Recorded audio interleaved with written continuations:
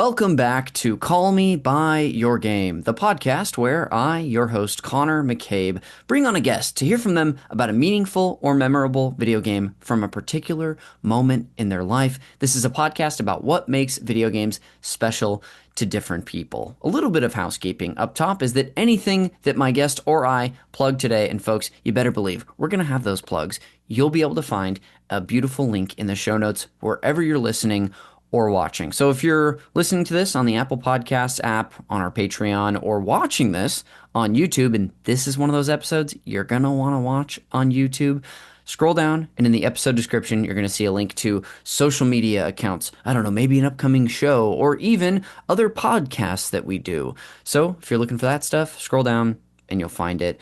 A little bit of housekeeping as well is that just a reminder to everyone, we're in the smack dab in the middle of our Death Stranding 2 Games Club over on the Patreon. So if you're currently playing Death Stranding 2 and you want to follow along in a week-by-week book club format, consider subscribing at the $5 DJ Toad tier for those new episodes. And if you're like, Connor, that format sounds awesome, but I don't know if I can do that right now, check out our free feed, the Super NPC Games Club free feed, where our Legacy Games Club series, ones from the past, are airing currently.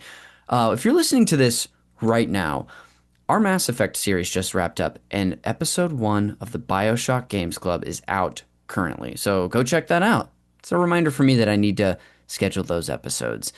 That'll do it for the housekeeping. And I'll finally introduce our guest for today's episode. So please welcome to the microphone, Master of Restaurant Conversation, Arik Cohen. Arik, welcome to the pod. Thank you. Thank you. Thanks for having me. I don't know why, but I imagine like applause when like a game show when you said my name. Oh, I'm hearing applause. I'm hearing cheers. Some people are emotionally overwhelmed, so they don't even know how to respond. As they should be. Yeah. Yes, of course, because, we're going to have a lot of fun today. I'm so glad that you could join me on the show. This is it's kind of a classic Connor maneuver where I get to know someone better that I already like, and I also find out that they enjoy video games, and it takes no time at all for me to be like, hey, you got to come on my podcast and talk about video games. Right. And that's basically what happened to us within the last week. Yeah. We had we went from being tangentially aware of each other in Yes. Los Angeles to best of friends in 2 hours. Basically inseparable.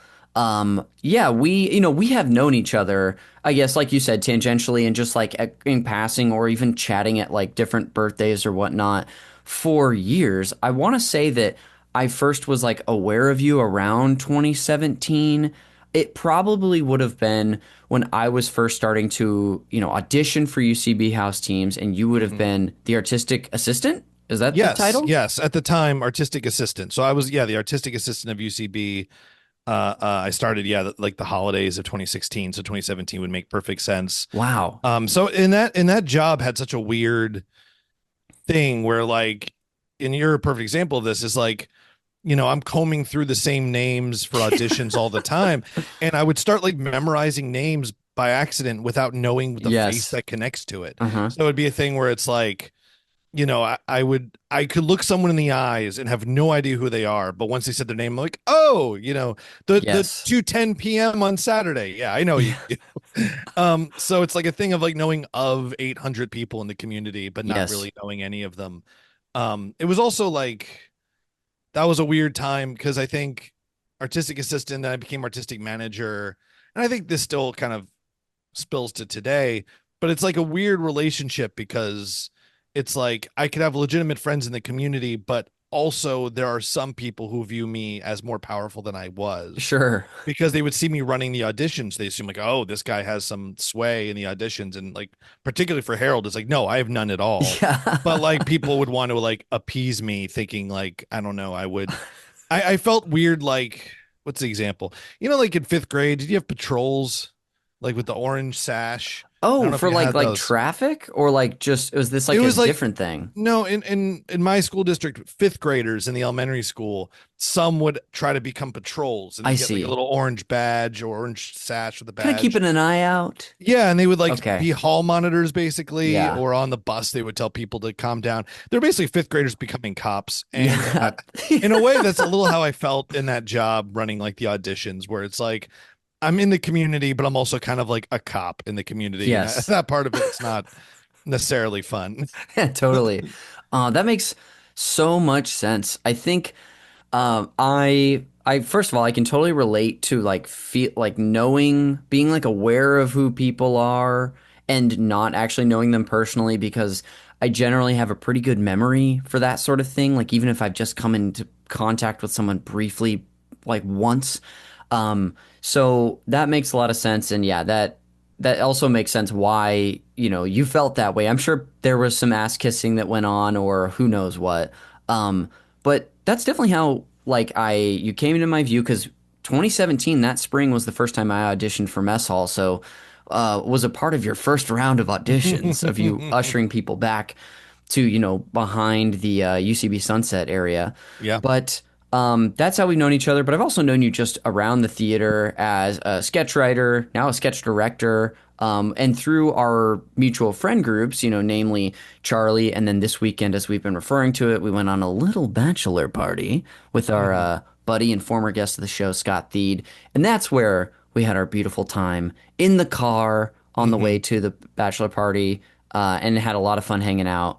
Um, that's like a TLDR on how we know each other. But Arik, what do you want to Yes. share about yourself? Do you want the listener to know anything? Is there anything you want to plug? I want you to know that the stage is yours at this moment. Yeah, I don't know if there's anything I need the audience to know about me, but I mean, to get some framing for this podcast episode, I am like a comedy guy, and I've been like a comedy dork for a long time. The game we're going to be discussing has a comedy bent to it, so I think Hmm. knowing that, like, as you said, a sketch director, I teach sketch comedy at UCB. Uh, I guess plug take my class. I don't know. Yeah. And just having done that for a long time, I think is a pretty good context for me. Hmm. I'm from, I don't know how far back you want to Oh, go. whatever you want to share. I'm all ears, baby. I grew up in Virginia, outside of DC. I was born in Japan. That's Um, right. yeah, my dad was in the Navy, so I followed suit. And then yeah, that's my life. I love it. We don't always get that. Sometimes in like the later part of the episode, when we're actually talking about the specific game, we'll get into some more like, hey, here's where I'm Hmm. from and where I was growing up. But we already got a little preview of that. Yeah, I'll make sure to. I can bring in more later, like my Cool. my my social security number and Oh, all that please. stuff. I'll make sure to get that out. That is sort of a requirement, so I appreciate you getting ahead of Yeah. it. Here's Uh, the three little goofy numbers on the back of my credit card. yes. I don't know. I don't know if anyone needs them, but great, dude. Well, hey, thanks for introducing yourself. Are you a social media guy? Do you want us to put anything in the show notes for like this is where to Yeah, find you? you could put my Instagram in there, Okay, Arik the Cohen. I'm trying to like detach a bit from social media, so I deleted the Instagram app off my phone, and now I only great. do it like on the web browser version, Yes. which is perfect because I can still like answer messages and follow people, but like it's not as fun, and I'm not going to just mindlessly go to it. Like I have to more actively Yes. think about going to it. So Yeah. that's helped considerably. It's very intentional. And sounds like a great option for anyone looking to detach a little bit. Yeah. Well, before we get into your general history with video games, I'd love if you introduced the game that you brought on for the main event later, and please call me by your game. The game I'm choosing, and I want you to call me by, is Starship Titanic, also labeled as Douglas Adams's Starship Titanic on the cover, I think, to tie in the author's name into it. I love it. A little comedy first person adventure from 1998, as I was learning from my research. I'm really excited to hear about this because this is, there's plenty of times on the show where people are bringing on games I'm familiar with or have had extensive experience with. Or sometimes it's like, oh, I've heard of this one. This is a game I had never heard of before you brought to me, and that is as exciting as it gets. Um, Arik, what are some of your earliest memories when it comes to video games in general? Mm. Is it something you remember playing or watching someone else play? I grew up, all my memories of video games, like the earliest ones, are all being at a friend's house in like first grade and then playing like Ninja Turtles or something, Okay. or second grade and playing Turtles in Time or whatever the timing is for that. Yeah. My parents were very anti-video game. They Okay. felt they were bad. They were like, ruining the children. And so they never wanted me to have a video game system or anything like that. So for a while, all my video game consumption was like via other people, Sure. usually Yeah. just watching them. There was a haircut place near me for kids called Cartoon Cuts that Awesome. had a SNES in like the lobby waiting room. And that was like maybe the only place where I could like of my own volition play video games. And Wow. when we got a PC in the house, this will date me, but I wasn't born when PCs were in the house. Yeah. The I think my parents had this feeling that like games on the PC were just more inherently artful for Sure. whatever reason. I think is like probably the first video game on the PC that like really probably penetrated them and them being aware of it was probably Myst. And Okay. Myst was a very like this feels like a visual novel kind of game. Yes. So I think they had this idea that like, okay, well, PC games are okay because even if they're dumb, it's like, I don't know, they look like they could be teaching you math or something. Or like games like Museum Madness I would play Mm. that had like a educational bent. But then the turn was when the N64 came out and I was like, what, 11, 12, whatever that happened. I went over to my friend Steve's house. Shout out to our friends Steve's. We all have a friend Steve. And he had just gotten the N64 for that Christmas where everyone got it. Ooh. And he loaded up Mario 64 and it blew me away. It was like unreal. I had never seen anything like this before, like Yes. 3D environments. It was like incredible. It was like the Star Wars of our generation in video games, maybe. I don't Totally. know. But like I immediately needed to play this game all the time. Hmm. I had another friend that also got the N64 at the same time, and I was like going over to his house after school every day to get another 3 or 4 stars. And meanwhile, I was trying to convince my parents, like, no, no, no, we got to get N64. And eventually, it took me like 6 months to convince them. And what I had to do was, my dad works in contracts. He Hmm. just retired, but he worked in contracts. So he would like write contracts and submit contracts to other companies. And so I was like, I'm going to play into that. So I wrote up like a 14-page contract All of right. like, if you allow me to get an N64, I will. And it's like play no more than 60 minutes per day, 90 minutes on weekends. Because like their big thing is I was going to get addicted to it or something. Yes. I would have to spend on weekdays. I'd have to get my homework done before. I promised I would visit 5 historical sites with my father because he loved going to like Yorktown and Jamestown and stuff. And it was like this long contract. And I sat down with my parents and like at 12 or whatever, just going over this contract with them. And my dad went full his job, like crossing out sections and being like, I want to add something here. And eventually he's like, okay, I'll agree to this. And we actually signed it. My dad still has the contract somewhere in a file. He says I still owe him one historical trip to this day. Oh my um, gosh. Now that sounds like a premise of a movie is you got to go on one more historical trip with your dad. oh, I do. It's really good. I like that. But we got the N64 and I'd already beaten Mario at that point, but I still got it. And I got to enjoy having an N64 for a few years there. Wow.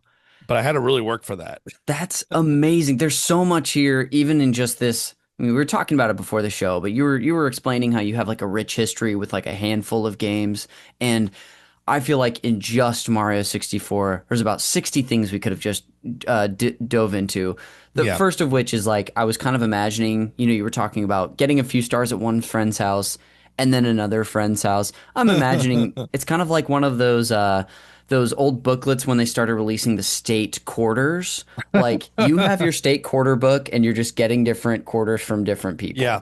No, it's Um, a good way of putting it because it was a thing where like, yeah, I got like 3 of the stars on my friend's game in, Tiny Big World or whatever. Then I got the other 4 on my other friend's game on his game. So Yes. it's like I'd gotten all 120 stars, but not sequentially and not on my own game Yes. file. So like I had to redo everything to have it on my own game file. Yeah, that I love, and then also there's something that I can very much relate to about the bargaining story of of the social contract and the literal contract between you and your parents of if I do this, then can I get this? I was exactly the same way growing up. Wow. Look at Yeah. us, best friends again. Look at it. A lot Um, in common.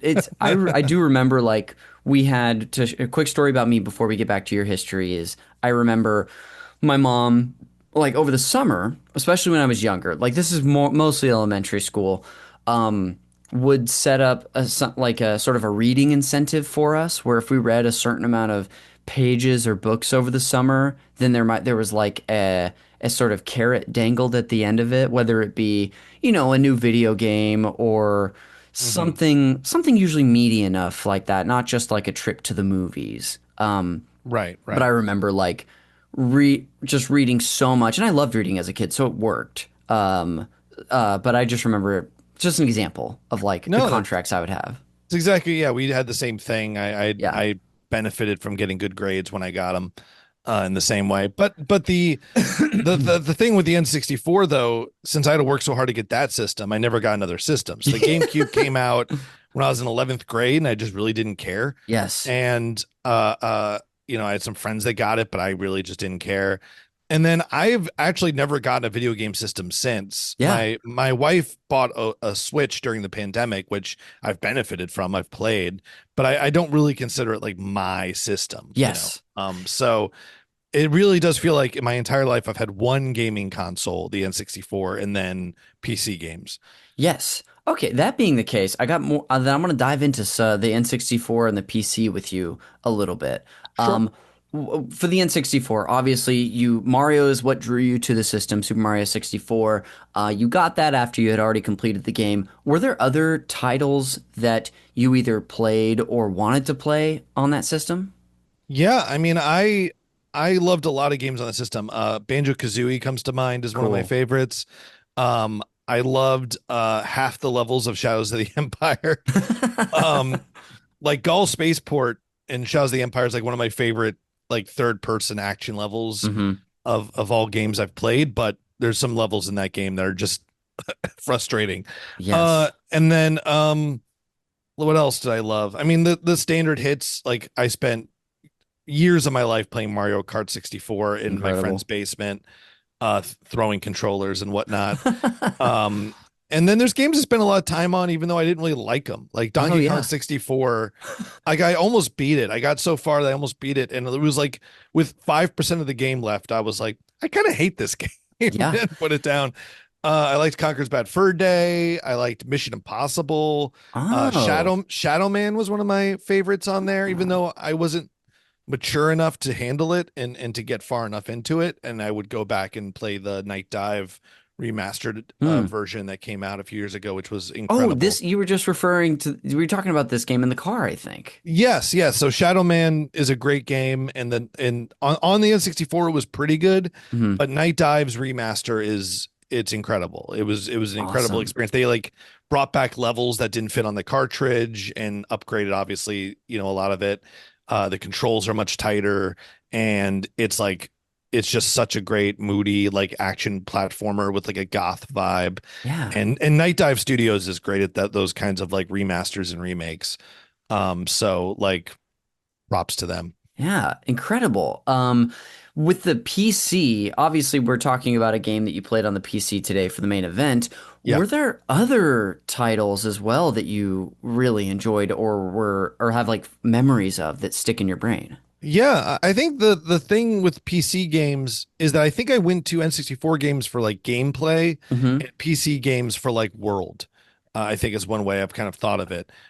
So a lot of the games I liked on the PC the most are games that like were influential for storytelling purposes and stuff like that. So in addition to this game, like I played a lot of a game called Lighthouse: The Dark Being with my with my buddies at the time, which was a mist clone is the Okay. insulting way to call it, but it was my first foray into like Lovecraftian vibes, which Oh, I wouldn't know was Lovecraftian vibes until like 15 years later. But when like I got into HP Lovecraft later in my life, I was like, oh, the planting of this seed was Lighthouse all those years ago.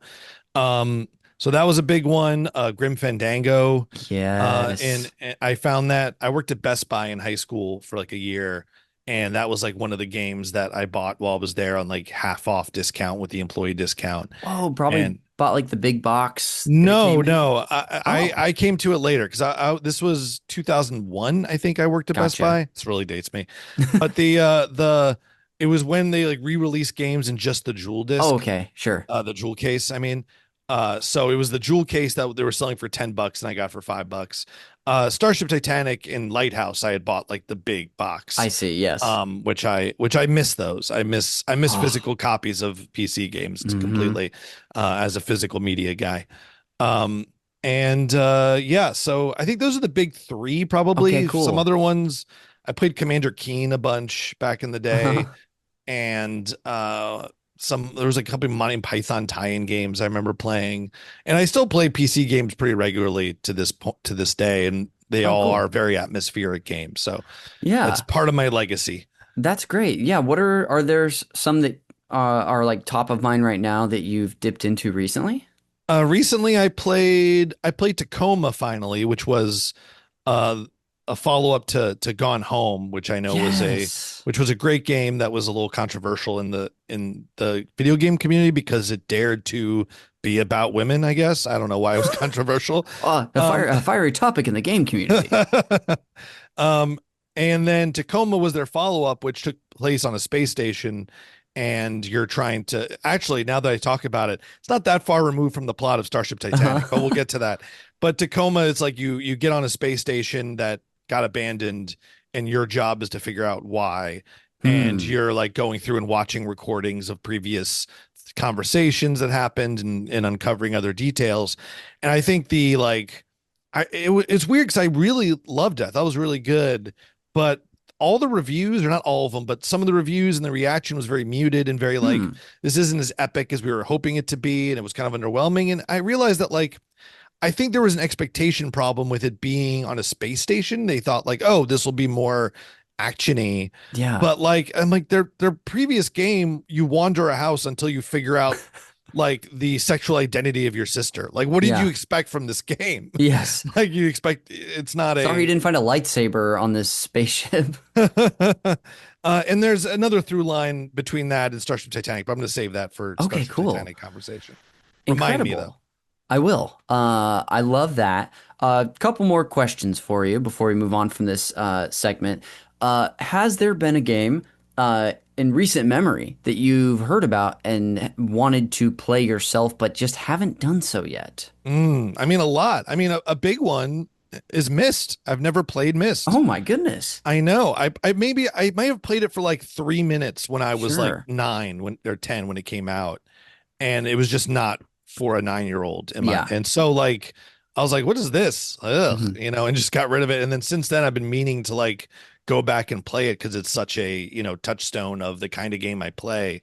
So I have yet to ever play it, and I really do want to at some point. I've kind of like I feel like I'm just burning through all the classic adventure games, and Yeah. like maybe I'm just trying to circle Mist, and then eventually I'll get to it. I'm kind of doing the Yes. same with Tim Schafer's Day of the Tentacle, which I feel Oh, like I've not played, but like I've played a bunch of other Tim Schafer games. I'm like yes. circling it because I know a lot of people basically consider that his second best after Grim Fandango. Mm-hmm. And so I'm like circling it. Eventually I'll Dude, get to it. you and I both on a someone of our own Tim Schafer journeys. I've like really I think I was talking to you about this in the car. Once Grim Fandango came up, I was like, "Oh, I can't wait to talk about this." But Yeah, you had the I phone case. You hit me with the yeah, phone case. I don't this doesn't get shown too much on the show, but here's my Manny Wow. Calavera phone case that you can see I've had for 2 years, so it's very Mm-hmm. Mm-hmm. it used to look like that black or this black used to be the same color. Oh, Sunday. Oh, that reminds me. I'm gonna reach off of screen real Oh, quick please. to show something fun. Yes, of course. Oh, that's just the excitement is building. Can you hear me? Yes, I can. Great. But I got the vinyl soundtrack. Oh, that's awesome. Oh my Trying to gosh, I get know it. your So there we go. name is kind of Nope, blurring there out, it but oh, is. there he There, is. we saw it enough. Dude, that is so cool. Yeah, Did I am 8-bit make it's really that? great. Or do they What? distribute that? This company I am 8-bit, or is it Yes. okay? I am 8-bit. Yeah, it says that on the back. Yeah. Yeah, they do a lot of really great like vinyls and merch and stuff for video games, but oh, that's a great first visual that you have for us. It's a great soundtrack too. It's Yeah, it's one of the best. I It's up there. Yeah, go ahead. I love it. I loved that was one of the many elements of that game 2 years ago when I played it that just completely captured me. Yeah. Was that music style. And I want to throw out there while we're talking about music soundtracks a Yeah. plug to my favorite video game soundtrack of all time, and an album I listen to almost daily, Old Man's Journey, a like puzzler game that Ooh. came out in like 2017. It's soundtracked by a guy named Scientific, that it's spelled without vowels. He did the scores to like Oxenfree and some other stuff Oh, really? and Okay. Afterlife. But this soundtrack for Old Man's Journey is like just perfect Arik music, and I listen to it all the time. It calms me. It's Yes. so in those show notes, you put that Spotify link. Dude, I 100% will. I even pulled up the YouTube. It's the full OST. I'm gonna listen to this later personally. Hell yeah. Uh, incredible. The last question that I have for you is that is there any game from your history that you have failed to bring up until this point that you would just be so disappointed that you didn't shout out during this segment? Ooh. Um, I feel like that's a question that's going to get answered randomly in the middle of this podcast. I'll just be Okay, like, "Oh shit, I forgot about blah blah blah," here's and they'll this just come game. out. Yeah, because Uh, like, yeah, trying to think about what I forgot is a tough area. hey, what's the thing you can't think of right now? Yeah, Um, exactly. It's like, That I will say that sort of thing happens often even after recording. I'll get a text from a guest like 5 hours later that's like, "Oh my gosh, I didn't talk about Star Wars Episode One Racer or whatever it right, is." right. Um, Yeah, I mean, there's plenty of games I played, but like not all of them need to get necessarily a shout yes, out, It's also like I want to shout out ones that maybe people need the shout out. Like yeah, I don't need to shout out a Star Wars game too much. Like yeah, people know those exactly. exist. Well, great. Well, Arik, thank you for diving into some of your history with video games. That was really fun. We're gonna go ahead and take a quick break, and when we come back, we'll get into all things Starship Titanic. So I'll see you on the other side.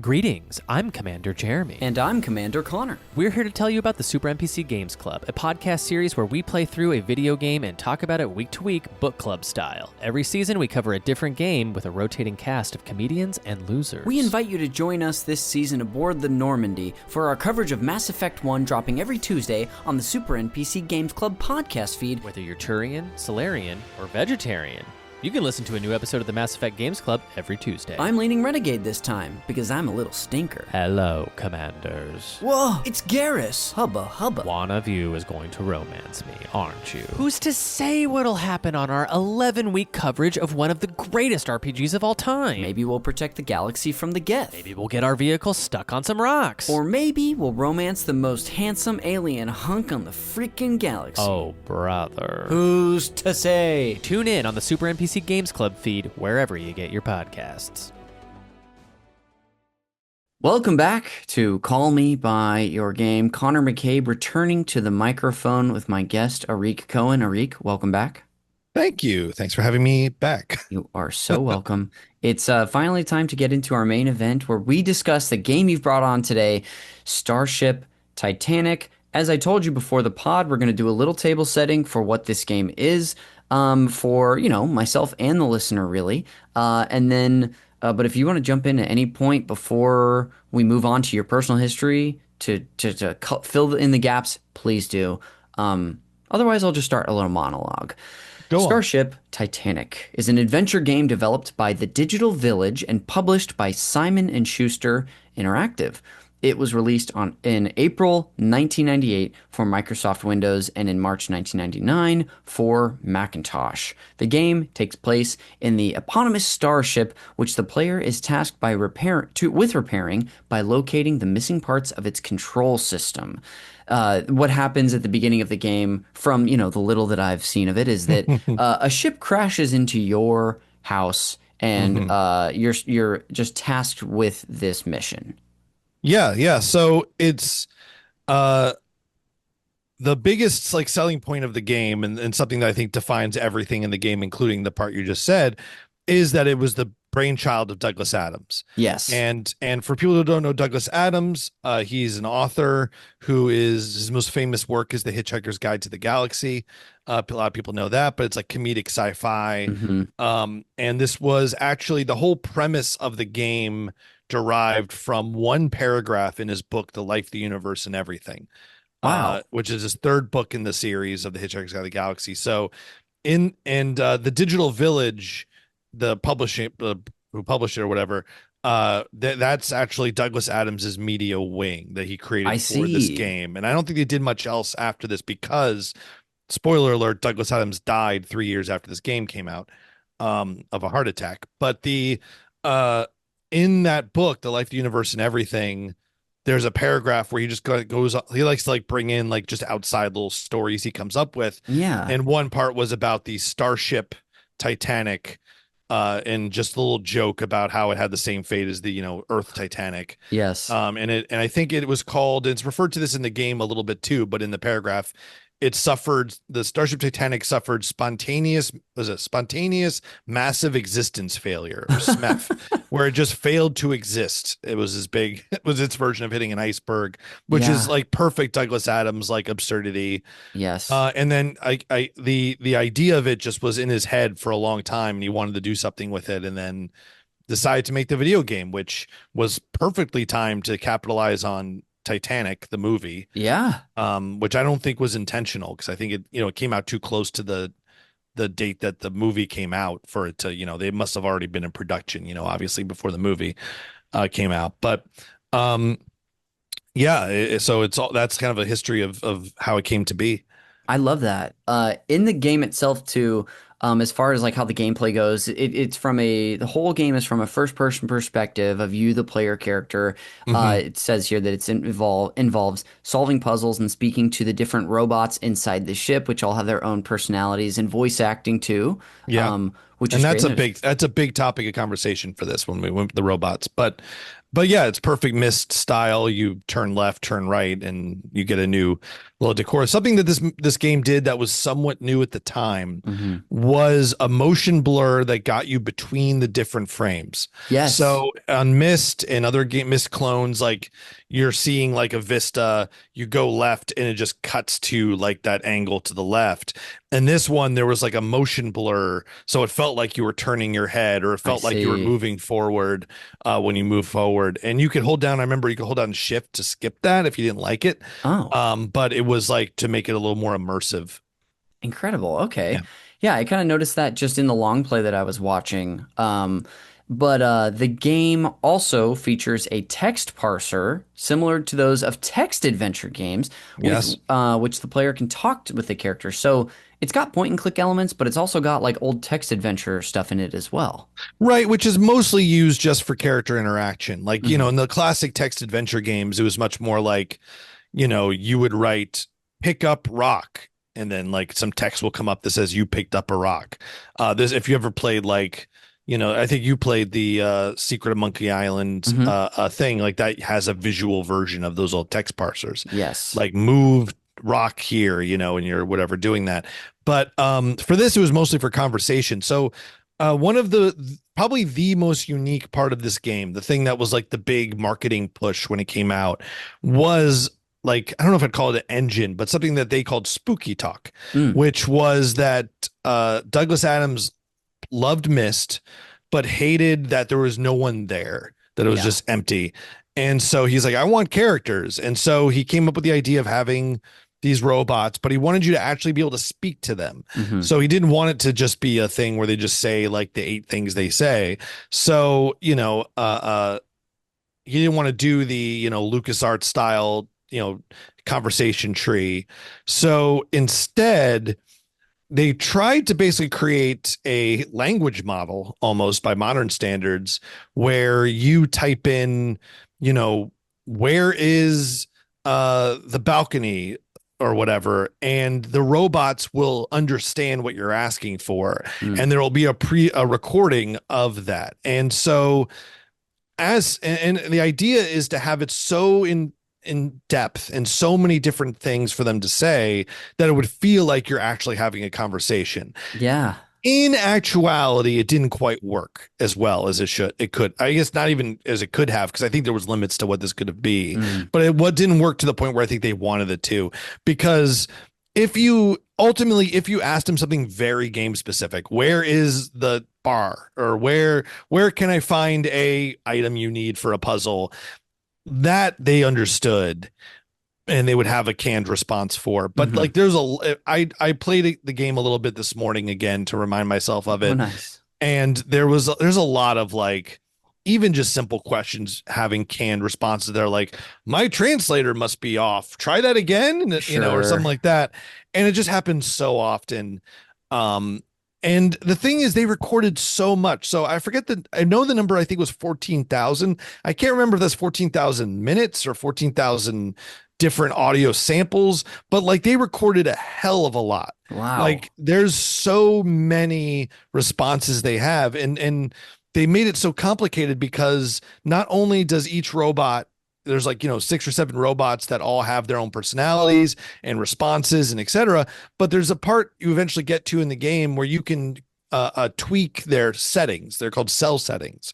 So like, one of the robots, the joke is that they're really mean to you, but like later on you can find their settings and like up their niceness, and now they're really nice to you. But that means that like every question you could ask, now they have to have a response that is like in 3 different variations. Wow. So it's when you really get a flow going with it, mostly about stuff in game, it actually does feel kind of cool. And they definitely have such distinct personalities that you like them. I remember growing up just playing and just hanging out at the bar, talking to the bar bot for a while. But I think by my modern standards, it's probably very frustrating. Sure, but at least even if it didn't work how they fully intended, it still was innovative in some way. Yeah.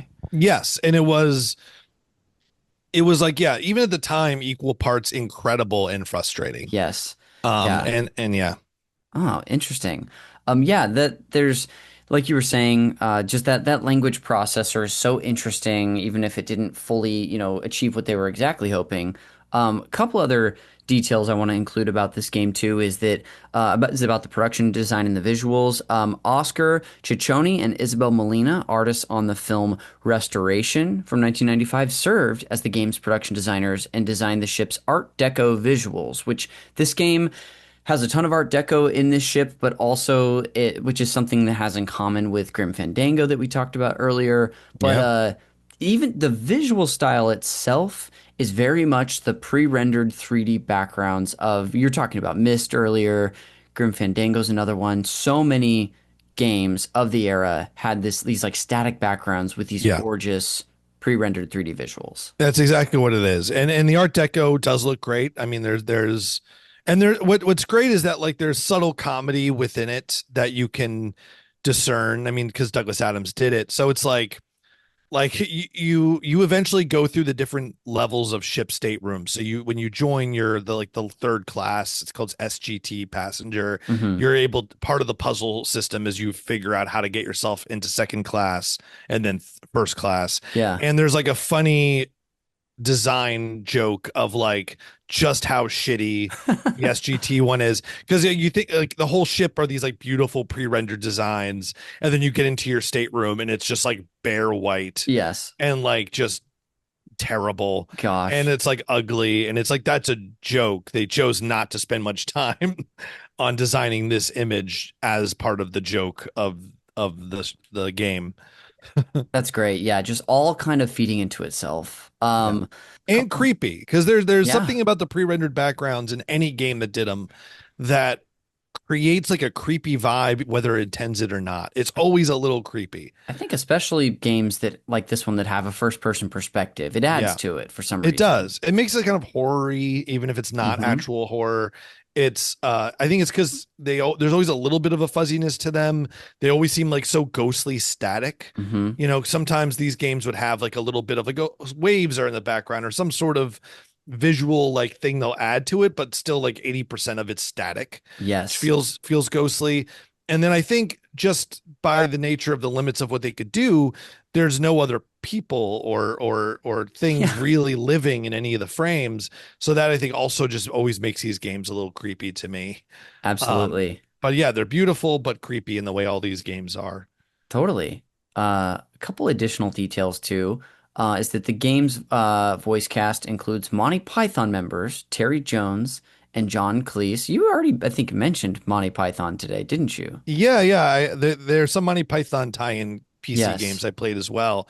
John Cleese is credited as Kim Bread Yeah, in the that's game. right. I'm guessing because at that point he was big enough where like if he used his actual name, he'd have to like demand a certain amount of money, and he was Sure. probably doing this as a favor to Douglas Adams. Hmm. So it's like, all right, I'll do it for scale, but then it can't have my name on it. Totally. And he's very funny as the bomb.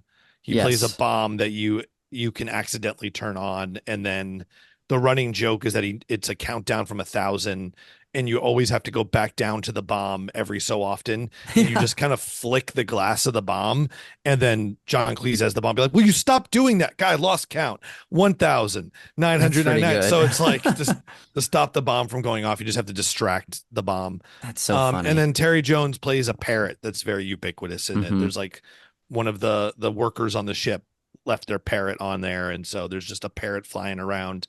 And this is a good segue, unless you have another fact or Oh, another thing. couple, yeah, I've got a couple more things and then we'll segue. Yeah. There was a tie-in novel titled Douglas Adams Starship Titanic. Well, that was the tie-in I was going to Well, make go for it, because buddy. Terry Jones wrote the tie-in novel. So Douglas Oh, Adams didn't actually write the tie-in novel.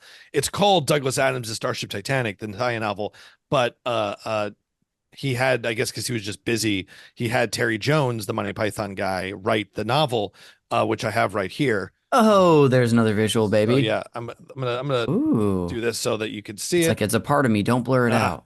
how do you? All right, I have the blur. Oh, that's There we good. That works. go. So I got this Dude. book when it came out, and I remember liking it at the time. It goes way more into the lore of the starship, uh, uh, and then like instead of one person, just you on the ship, there's like four humans that end up on the ship.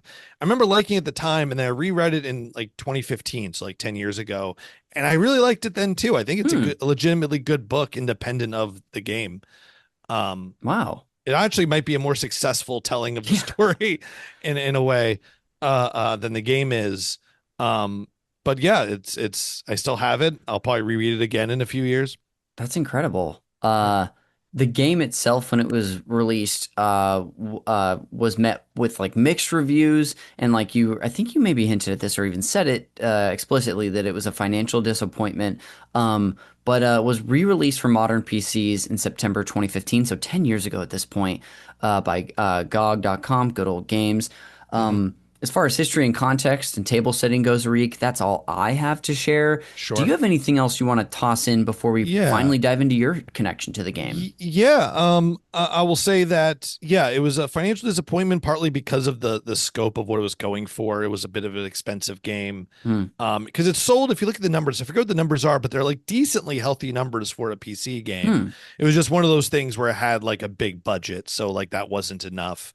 And because like the game was also expensive to produce because it had a lot of extras with it. So I have one here, just says it came with an in-flight magazine Oh my that has all this goodness. lore in it and maps, but also like articles that kind of give you like clues as to Wow. puzzles. I still have that. It also came with a pair of 3D glasses. Starship Titanic's logo on them. This is really Oh, beat up pair, but because the final puzzle in the game involves 3D glasses. So the final puzzle of the game, you have to like look at a star map and pinpoint 3 stars. hmm. And it's really creative, actually, really clever.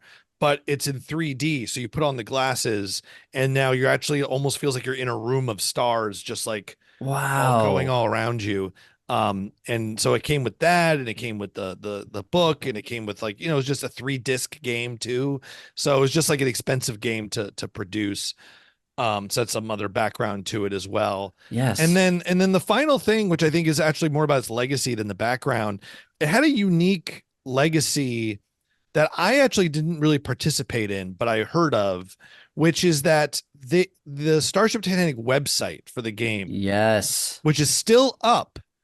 You could still go to the original website, tie into the game, and I think you could still download like the what do they call it when you had like a desktop Like a background? it wasn't just backgrounds, like it would change all the sounds the mouse made when you Oh, clicked yeah. on It's almost like a things. theme. Yeah, theme. That's what the desktop theme. You Yes. could have like a Starship desktop theme. But that there was a forum that you could post in because Douglas Adams was always on the forefront of tech and he really loved that kind of thing.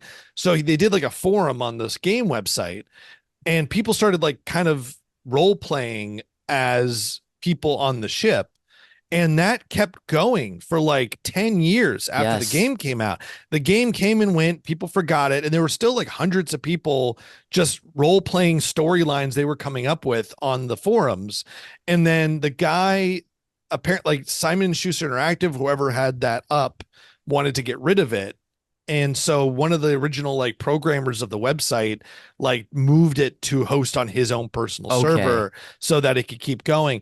I don't think it's still going now, but it was an interesting like relic where it's like there's this thing that just was like a blip on the PC gaming radar, but like this one aspect of it just lived on for a long time. Yes, that funny enough, I should have known you would know everything about this game, but that was this idea of the website specifically was Mhm. like my fun fact at the end of the episode. But this is I love when this like every like 10 episodes someone like hits on it before I can get to it, but I love it. And yeah, Mhm. even looking at the website, the old website's still up itself. There's like the whole chat section. You can learn more about the game too, but you can see, I don't know if these work like you said, but there's at least 3 forums listed here on Mhm. the official Starship Titanic website. Let's see what happens when I click SGT I'm excited. forum. Yeah, it looks like it is not continuing, but they still have like the rules up here if you click Interesting. that. It's amazing. Yeah. There was an article written in 2015 from Kotaku. This is by Lewis Packwood, just diving into the legacy and how like of this and how the website is like the great legacy of this game and how the passion continued on. Yeah. Um, I love it. It's great. Well, feels like a great time to transition into your time with this title. Right. Do you remember discovering this game? Yeah, I don't remember if I had heard of it before I saw it in stores or not, Hmm. because I was a Douglas Adams fan at the time. My mom Okay. had a VHS copy of the BBC series of Hitchhiker's Guide to the Galaxy, and I watched that a lot growing up. So like, but by the time this game came out, I had already read a few Douglas Adams books. So I don't remember if I had heard that he had a game coming out in advance or if I was just like in a store and saw a game with Douglas Adams' name on it and went, "Oh my God, like I have Yeah. to get that." And but I do remember it was a very easy sell for my parents to buy because my mom was Yes. like a Hitchhiker's Guide to the Galaxy fan, so it was very No easy to be like, contracts written for this game. "Nope, this was very easy." And I remember it was having trouble installing and booting up on the Oh. computer in a way that older games like installing them was like a thing. Like it Hmm. wasn't now with Steam, it's just so easy to just hit install, hit play. At the time, it's like installation included like going into your root files. Sometimes it was like a whole thing. And I remember going out for a walk with my mom while my dad was trying to figure it out, which was nice of Wow. him. But eventually got it going. What a Uh, relief. yeah, I know. And I remember playing a lot of it with my friend Steve growing up. The Steve, Oh, shout out to Steve's. Steve. And we would just like be in my computer room, like the family computer room, and Yeah. just like going through the game. He's also a comedy guy, so I think he appreciated that aspect of it as Mm. well. And we would play it, and I was just like obsessed with the vibe. Yeah. And when you're that age, like you're really looking for vibe. Like Hmm. I think when you're like 6 or 7, you're looking for physics. I have a whole theory about this, that like this is why you play with toy blocks at like 3. Your brain's trying to figure out how the world works. And so you like movies and TV shows that feature a lot of weird physics. Yeah. And I think at that age, at like 12 or whatever, I guess I've been 12 when it came out, it was really about like imagery and vibes and like that sort of thing. And I think all the games I loved at the time kind of fit that vibe, like Lighthouse and whatever. Wow. But Yeah.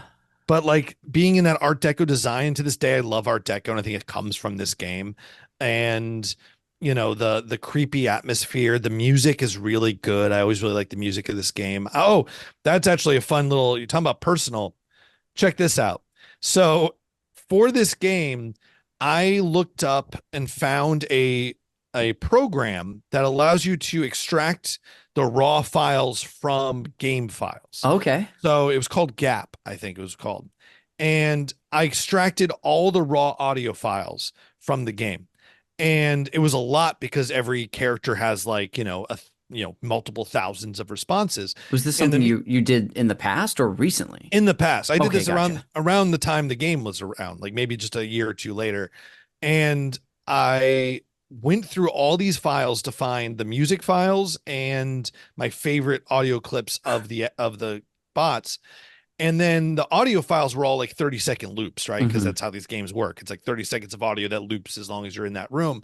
And I used audio editor to just like, loop it a few times. So instead of 30 seconds, it's now 2 minutes. And then I compiled like a track list and burnt a CD of the soundtrack because none existed. Yes. And this is like the early part of CD burners. This was like I had like a first generation CD burner, Wow. and it was like one of those things where it took like 2 hours to burn the CD, and the CD drive that burns, it's like the size of like TVs now. It's like this giant like dishwasher burning a CD. But and I had the CD, and then I printed out like front and back things, and I just had my own custom No made way. soundtrack CD. I was looking for it because I still have the jewel case of it somewhere, and I was looking for it and I couldn't find it Ah, to show and be like, look what I did when I was like 13. Uh but I unfortunately it got scratched to hell. But I do want to like create a special edition of that at some point. Like that just would be so go back to the cool. files. And now it's probably easier. Someone else has probably done something similar. Yeah, But it's crazy that it's not crazy that I'm such a physical media guy now when I look back and I'm like, I was making my own shit at the time. exactly. When it wasn't available to you. Yeah. So that's like That a big personal thing there. it's the passion that we can have for things in our lives, whether it be games, books, movies, music, and the lengths we can go to almost like, I don't even know if I would say that's honoring it, but like preserving it and putting it in Yeah. your hands is so special. Yeah. And it's like creating the thing you want to buy, but creating it yourself. Yes. It's that's something I've always liked doing when it I didn't love actually that. exist. That's incredible. I loved, well, you were saying a little bit earlier about the vibe too. I can really relate to. There's a game that I played on my family PC growing up, a little younger than that sort of 12 age range, and I love the theory, by the way. Um, uh, I was a little younger, but it's a game I've talked with a friend on this podcast about. It's called Lego Island. Are you familiar at all? I'm not. No, I've It heard of Legos and I've heard of islands, but Oh I don't well, know the two imagine combined. the two had a baby. And Wow. and now that's crazy. This was another game that was you played from a first person perspective, running around this island doing different things, but it also was just vibes. It had which is such a simplification of what it was, but truly it had excitement. There was like a creepiness to the island as well. Right. And I don't know why that was such an attractive thing as a kid growing up. Maybe it was just the prospect of exploring, and then games like the ones we're talking about really opened up that possibility for us in a Right. way. Yeah, 100%. And it made us, because I think at that age, the whole world is your like neighborhood.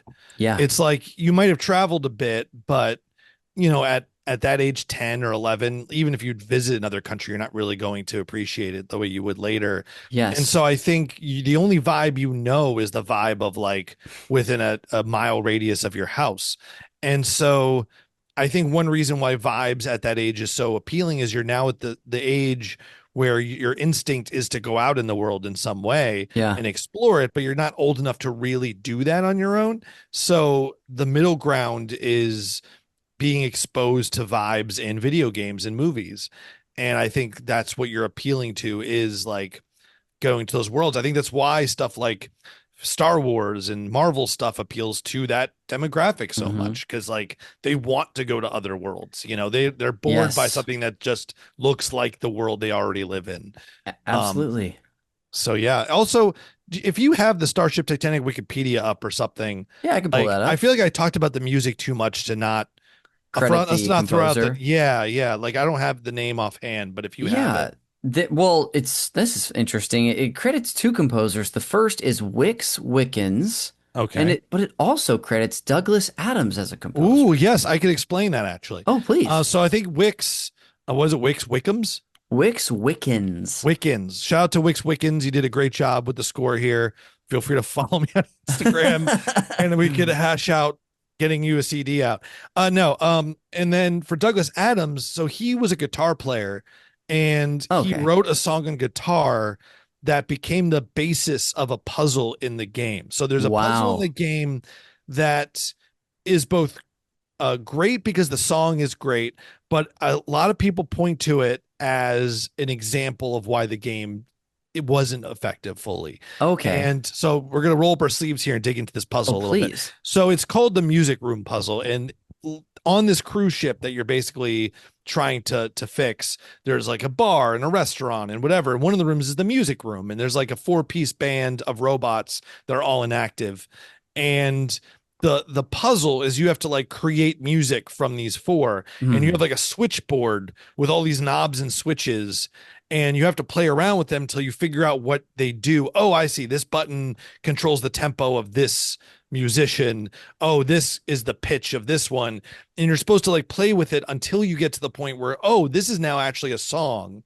And that finished song is a cover, I guess, a cybernetic sounding cover of a song Douglas Adams wrote for himself on guitar. That's where his credit comes from. The reason why this is considered like an example of the game not fully working is that the puzzle is so hard because it's going entirely off of just you thinking something sounds good, which is subjective. Some people don't have that ability. And the knobs and switches are very hard to discern what they do. But if you turn around in the music room, there's a chair, and on the chair is like just some like black patterns in ink that is just the solution to the puzzle. Okay. Like they basically realized when they did this how hard this was. And they're like, let's just put the solution behind them. Yes. In the same room. It's not even a thing we have to like find a napkin somewhere else that has it written on it. It's just like in the room. Yeah. If you're like getting frustrated, you just turn to the left. Oh, there you go. That's the answer to the puzzle. And one of the quadrants of the switches and sliders doesn't work. None of them will actually move because they realized it was for someone who plays the xylophone, I believe. Or no, it's the hanging bells. But anyway, it's a thing where they realized the technology didn't exist for you to be able to change like tempo of the animations of the shaking of the bells. And they realized that too deep in and just had to like freeze that quadrant of the switches rather than like find a workaround. So it's like, I mean, we could go and we'll talk about this, but puzzle games at the time, there was like they were all impossible in different ways.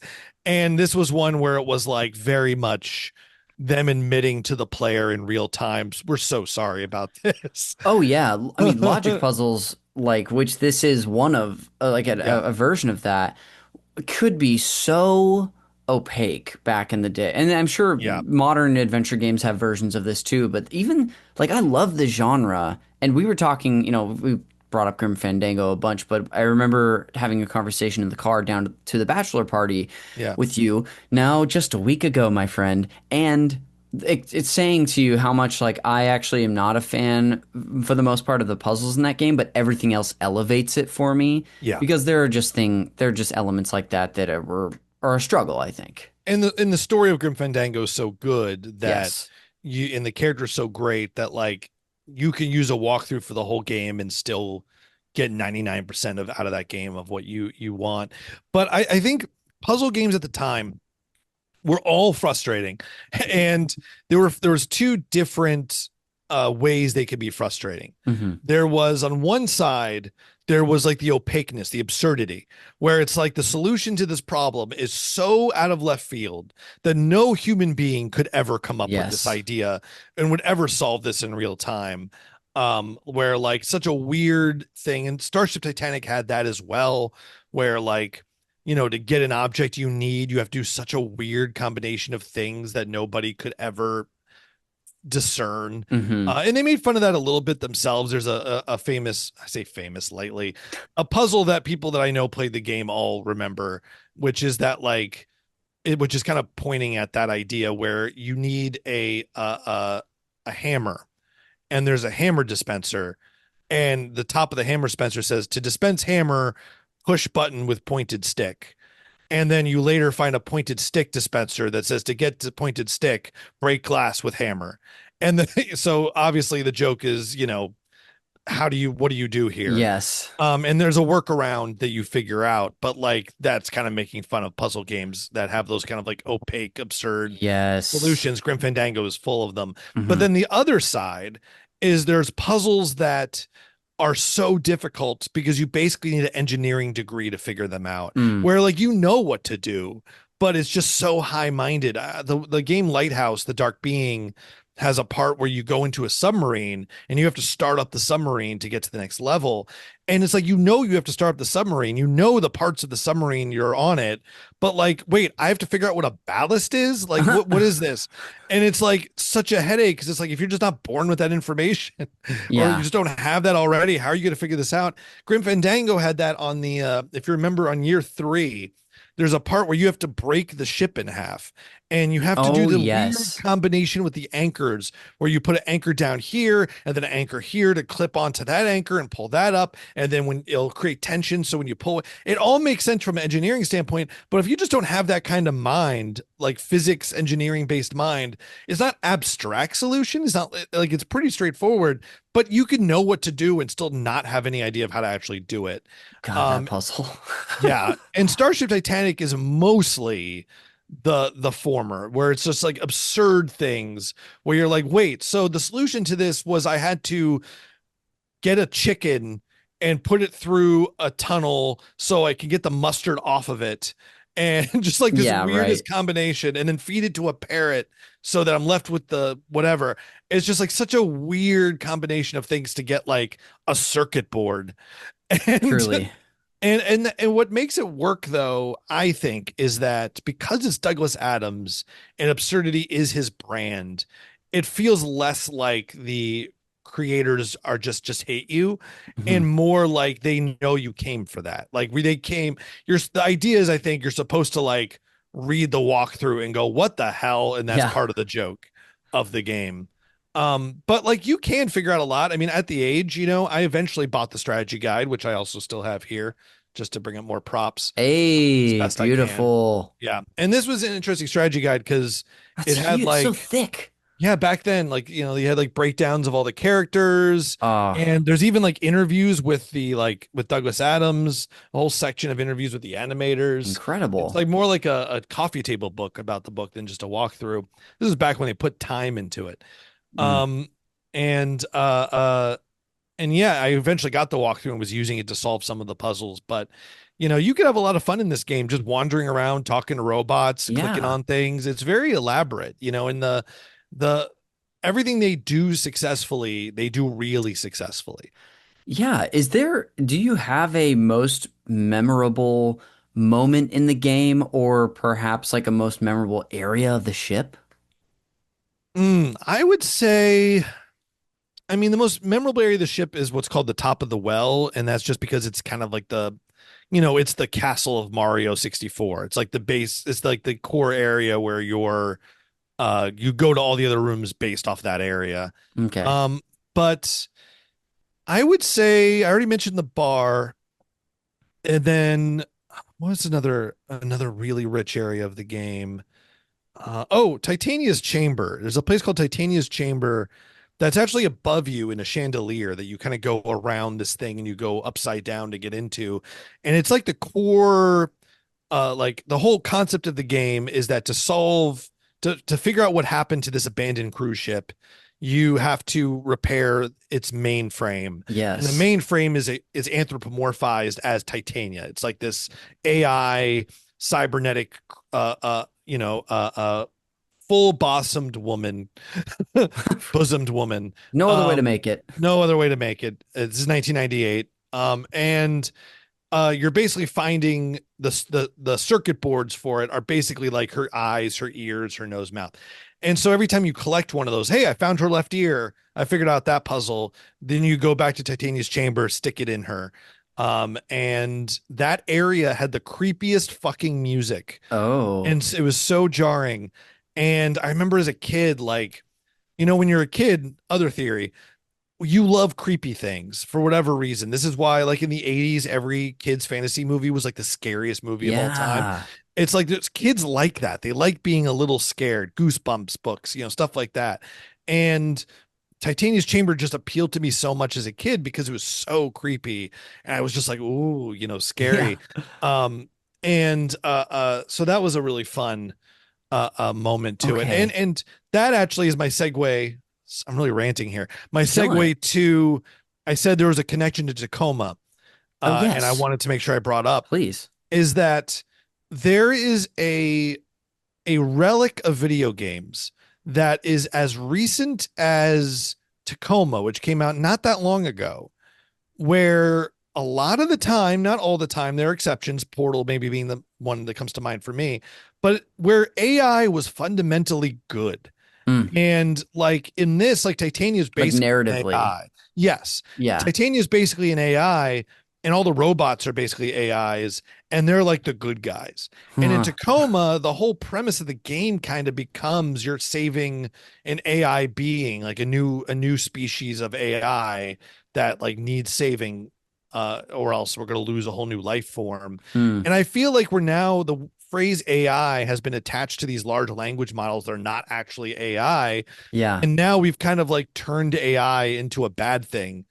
And maybe it always was, but like I just find it interesting that I'm guessing in art from this point forward, like video games and movies, AI is going to be non-empathetic almost entirely.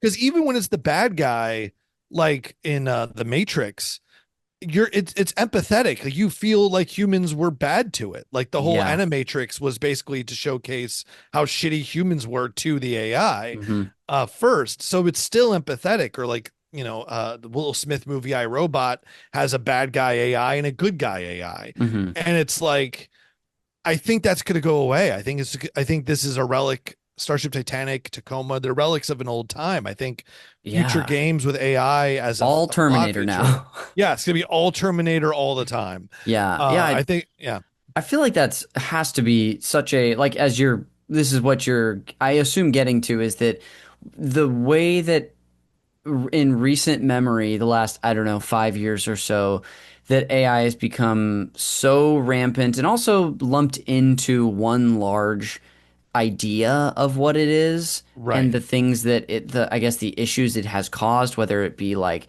job loss, like theft of artistry, whatever. We've seen, for the most part, like such negative effects of it, or at least that's what we're seeing. Yeah, that it is hard to imagine that there would be a positive spin on an AI character, but it feels more like an extension.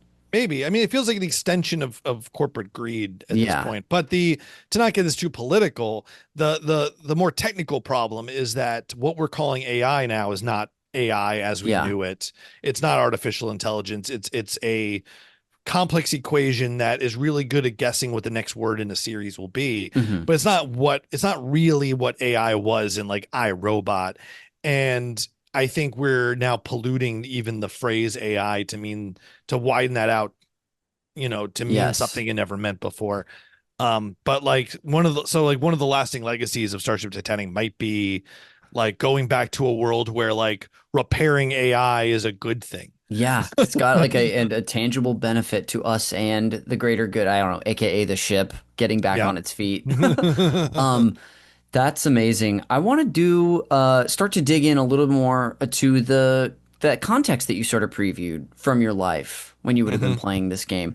Let's start by scene painting the room where your family computer would have been set up. Can you just give me an idea of what that place was like, where it was like Right. in your house, and just paint it for me? Well, I lived in a townhome in Virginia. It's the middle townhome of 7, so it was like right in the middle of the Okay. towns. It was on the second floor, the office it was called. We called it. Mm. It's right next to my bedroom. And you walk in and it was just like bookshelves and filing cabinets. And there was like one little thin strip to get to the computer of walkway because Okay. everything else was just boxes of files Okay. that my So parents pretty had. full. Very full room, very full room. And then, but you wouldn't know that by sitting at the computer terminal because it was a really nice computer desk my parents Mm. got. And, you had this like at the time, really good computer, probably like what, a compact or something. Yeah. And, or a gateway, maybe. I think it was probably a gateway. Um, and the window was right there seeing outside. So when you're sitting at the computer, all the mess is behind you Yeah. and you could just like, it looks so much more clean, right in front of you. And, there was like a nice soft chair there, and there was a folding chair we'd bring up for Steve. Shout out to Steve. Steve. And then yeah, no headphones, but like good speakers Cool. playing, the video game. And yeah, it was just a very classic. It was the whole room had kind of a maroon tone. I think Yeah. the carpeting was maroon. The desk might have been like kind of an oak wood, cherry wood kind of Okay. vibe. So it kind of reflected the Art Deco a little bit of the game, maybe even Yeah. Interesting. 4D, Connor. Yeah, we're really getting every little element here. Is that Um, more detail than most people do? no, it's honestly right on the money of what we usually get. Okay, great. This is a small detail, but would you ever bring a little snack up to that computer terminal? I'm sure I did. I was Yeah. a kid who ate, so yeah, I'm sure. I'm sure I did. And also, just because I said this was going to happen, I Yes. now got the thought of the game that I'd be Please. remiss to not bring up. One of my most played games growing up was called Hollywood by a studio called Gotta look Theatrics this up as you're Hollywood. talking about it. And it was basically like you got to write scripts and you got little cartoon character actors to act out the scripts you wrote in the thing, and they would speak in computerized voice, which was always very weird. Wow. But you could drag them in the scene and like add in stage description, which was like, all right, after this line you're gonna drag him to where you want him and he'll move there. And you got to like create movies with it, and I would spend hours making like 8-part films on this thing. Dude, And without spoiling it, you're gonna like one of your recommendations at the end of this episode. great, great. Yeah, this is Uh, incredible. but like that game I mean, it was a very creative game, Yeah. and then when I look that I'm like, doing creative things and a lot of writing now, it's like, well, that might have been the touchstone for that, Yeah, it that really have could been, have. I With don't your know own what little came studio. first. Yeah. But yeah, so just throw that game out there. Thinking about you having me describe the setting Yes. made me think of that game. I So love it. It came back. yeah. From that time in your life, what are some broader specific memories you might have, whether it be what you would have generally been up to or moments hanging out with Steve or anything really? Yeah. Let's see. I mean, my neighborhood friend group, Steve, and that would have been that's 7th grade into 8th grade. So yeah, I was friends with my friend Cena at the time, and three of us would just frolic around the neighborhood on bikes and shit. And that would have been leading right into my bar mitzvah. I think that's the Oh, biggest wow. touchstone because that would have been April of 98. I did get it pretty close to the release date of the game. So I've been 12, about to turn 13, and I got bar mitzvahed in August of 1998. Okay. So prepping for the bar mitzvah that whole summer was defined by my bar mitzvah. It felt like it was the big event of my life up to that point. Yeah. And we traveled, and to tie it into Starship Titanic a little bit, we traveled. My parents took me to Israel. Okay. After my bar mitzvah as like a bar mitzvah thing, which, you know, the memories of that are like polluted a little bit by the world now, but Sure. that's a whole nother podcast. Yes. Call me by your international incidents. We're actually going to dive into that a lot on the spinoff. Let's make this as controversial as possible. Yes. Let's rank the world's religions, Connor, right here. But we went to Israel. And I remember I was like bored one day, which is funny to say on that. Maybe I was on the plane or something. And I took a piece of paper and like folded it up, and on the front drew the bomb from Starship Titanic. And then when you opened it, like had different puzzles on each sheet you opened to make like a little, like my own version of like a home game version of a puzzle from Starship Titanic. Because that was the most recent game in my memory at that point. That's incredible. That ties that in. So yeah, I would say the main time I played this game, the big life event, was my bar mitzvah occurring. Yes. Yeah. I bet tons of like studying and stuff that summer, or like whatever time period that was of the year. Yeah. Yeah. Spring into summer. But yeah. Yeah. Wow. Sure. You have given us so many great details about the game. We've dove into your life as well. Are there any details before we wrap up that you haven't included, whether it be like a game detail or another like contextual thing? For my experience with Starship Titanic specifically? Yeah. I mean, not too much.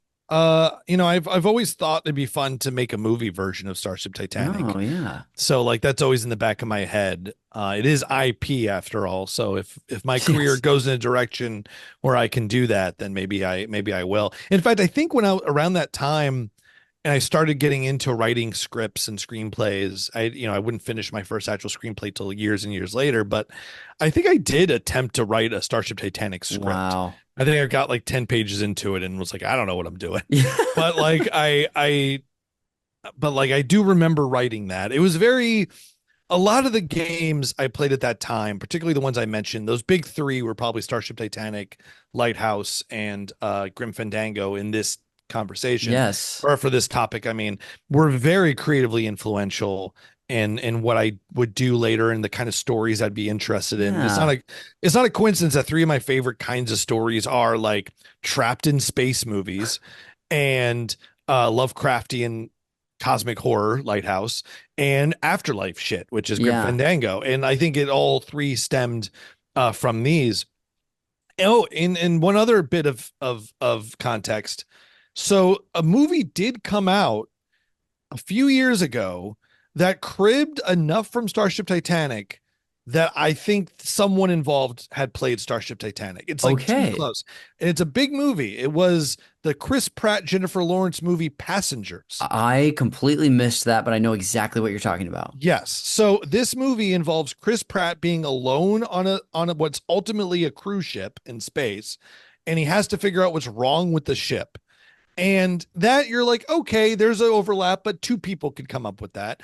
But one of the main characters in the movie, played by Michael Sheen, is a bar bot who functions almost exactly and moves almost exactly as the bar bot in Starship Titanic does. Wow. With a similar kind of role. And a lot of like what Chris Pratt's trying to accomplish on the ship, like a big part of it is him trying to get into the captain's chambers to figure out the final solution. Like that is also the main goal in the game.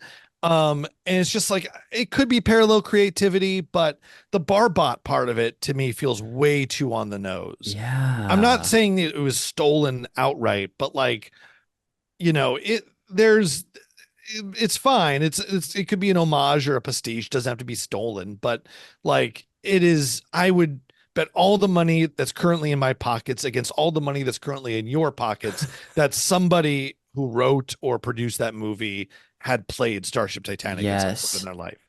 It's very similar vibe. And so if you play Starship Titanic and you haven't seen Passengers, it's actually a fun experience. I did like Passengers, I think, because of that Wow. reason.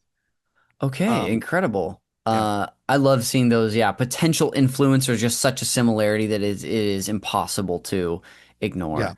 And Uh, honestly, there's a day where I'll probably write something that's like someone's stuck on an empty ship and needs to figure out how to fix it. And like that will be completely an homage to Starship Titanic and my time with People it. will be pointing to this podcast Yeah. episode as This will be evidence. evidence. Yes, which is, I'm always hoping an episode could be evidence. Like I'm gonna get into a lawsuit and they're gonna be like subpoenaing you for Yeah, I'm this like, episode. gosh dang it. Well, before we head to the post-show segments, you kind of did it already, but I'll give you another opportunity to just wrap up the place that this game held in your life in so many words. Right.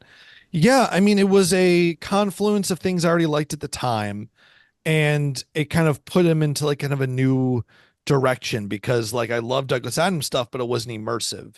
And so this became like an immersive touchstone. And it's a lore I've kept up with just in the sense that like I read the book, but the lore is not as important as just like the vibe of being alone on the ship that I think has permeated my creative mind over the years. And it's hard to explain, but like when you have this kind of thing that's based on vibe, it's like a lot of the stuff I think about and put myself in the perspective of have that feel. My parents are big cruise ship people, my mom particularly, and they always invite me and I usually say no, but I have to give them one every now and then. Yeah. So my mom was having like a big birthday cruise and I was like, all right, I'll go to this one. Yeah. That allows me to say no to the next five. And but like, I was just wandering the cruise ship alone. Sometimes I didn't like really going ashore, so like it Yeah. was often like everyone would go ashore and I'd be like not alone, but one of the few people still on the ship. Yeah. And I would think about Starship Titanic. It would feel like Starship Titanic to me. I might have even, I can't confirm this. I might have even put the audio files on my phone and listened to them while wandering around the ship. It's totally, totally an Arik move to do that. Oh, So, the memories stick in my mind in a way that feels less like, oh, here's a game I played, and more like here's an event I went through that I remember sometimes. yeah, and still just sticks with you so much. That's incredible. Yeah. Well, Arik, thank you for bringing on Starship Titanic to discuss today and introducing me to something so fascinating. It was awesome hearing from you about this game. Yeah, and I'll say I just out of curiosity, it's on Steam, Yes. and Night Dive put it out on Steam, who did the Shadow Man remaster I talked about. It's not a remaster, but if anyone listeners don't know Night Dive, they make really good like bringing back older games. They just did a remaster of Dark Forces too. But anyway, they put it on Steam, and as of the taping, it's 89 cents. So Oh, it's normally $5.99, and it's on like big sale or whatever. So, if you wait for a sale, you can get this game for under $1. If this interests you at all, I guarantee you'll get at least 89 yes. cents of enjoyment out of this I game. love poking around this stuff. I think they might at least get 89 cents out of me specifically. Uh, Mhm.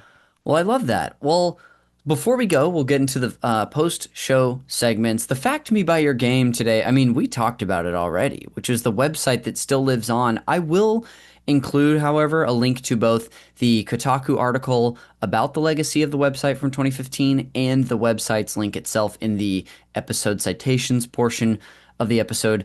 But that'll bring us to the game recommendations. Now, Arik, this is my one forced tie-in to the movie Call Me by Your Name, where I am going to treat Starship Titanic as your passionate summer fling in Italy. And Right.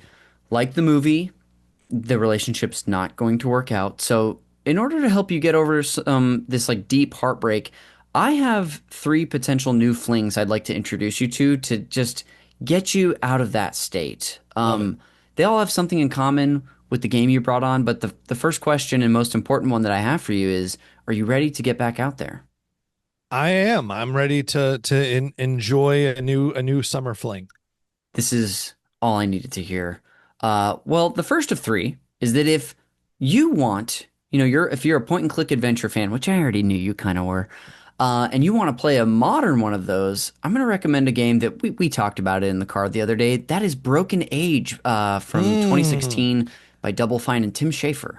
Yeah, that's a good connection between multiple things we talked about. And yeah, Yes. I remember that was a game I was trying to remember the name of. So thank you for reminding me of the name of it. Yeah, I haven't played it yet, and I have to get around to that. So thank you. Yeah, you're welcome. I played I played up to the halfway point a little over a year ago, I want to say, and I as a point and click fan and a modern version of it, it's fantastic. I guess like I was telling you, I've heard it falls apart in the second half, but hey, I haven't gotten there yet, so we'll see. Right. Hey, journeys are not just about the end, they're about the journeys. You're dang right. You don't get mad when your apple becomes a core. You're happy you ate the apple. Gosh, I couldn't have said it better myself with any fruit analogy. Um, the second recommendation today is if the pre-rendered 3D backgrounds of the 90s are your thing and you're feeling a little creative, I'll recommend the game I actually talked about on this podcast, Microsoft 3D Movie Maker. Are you familiar with Oh, this? I am not. Microsoft 3D Movie Maker. Is this Arik, if you think you liked that game, Hollywood or whatever, you would have adored Microsoft 3D Movie Maker. Let me find a little YouTube link to it for you. But this was essentially a movie making creative program and studio done, I think, by Microsoft kids. In also came out in 1995, just like Oh Hollywood. wow. I just Googled it and I'm looking at screenshots. Yeah, this is cool. I Oh, I would have loved this as a kid. Dude, me and my best friend, Eddie, spent hours and hours and hours making the worst movies about farts and stuff that you would have ever seen. But Oh it man. it was incredible because they had all of these like locations that then had all of these camera angles of this sort of 3D backgrounds. Plenty of characters to choose from to animate with all these different animation options. You could go frame by frame editing things. It was very intuitive for children too. Is But it still man, out there? Is there like an abandonware version of this or I'm willing to bet that there because is. I was trying to find Theatrics Hollywood as a playable thing, and there's like embedded versions of it, but I still have my original raw files. Yeah. I've always kept them from my days making movies on in Theatrics Hollywood, Yes. with the idea that if I could ever get the program up and running, I could actually see the movies Yes. I made. And the ones that are embedded, you can't upload files, so I can't do that. And I've hit dead ends at every turn, but like maybe your listeners know. But There might be so a yeah, way. Yeah. so there may be this might still exist though. Maybe I could have fun with this game. I think you could. And I still have like my burned copy that my best friend made me growing up. I still have. That's your second recommendation. And the Love it. final one for you Okay. is if obviously you're a big Douglas Adams fan and you Hmm. loved this game made by this author that you enjoyed, but what if you wanted to play a game made by another author, but you've got a little board game itch to scratch? I'll recommend a game by Kurt Vonnegut called GHQ General Headquarters. I will drop a little link What? in the chat. This There's a is Kurt Vonnegut board game It's a video. lost board game by Kurt Vonnegut. That like I that Polygon wrote an article about years ago. Let me go ahead and drop this in chat. Uh, that was published years down the road. So let's see. It was published. Obviously, he passed away in 2007. Um, I'm trying to find when this was actually published in this article, but uh, Oh yeah, wait, so this is like a physical game. yes, allegedly. Like it's not a you could buy it right now on barnesandnoble.com. Incredible. Kurt Vonnegut GHQ General Headquarters The Lost Board Game. So like Yes. this is not like a video game. This is like a board game. Exactly. Yes. Whoa, that is crazy. I had no idea this existed. I literally just searched video game by author earlier today to find another video game. And when this came up, I was like, Vonnegut classically is one of like a lot of people probably in our field, not one of my favorite authors. He's great. So But you're a Vonnegut fan. yes, yes. So am I. I've read a good amount of them.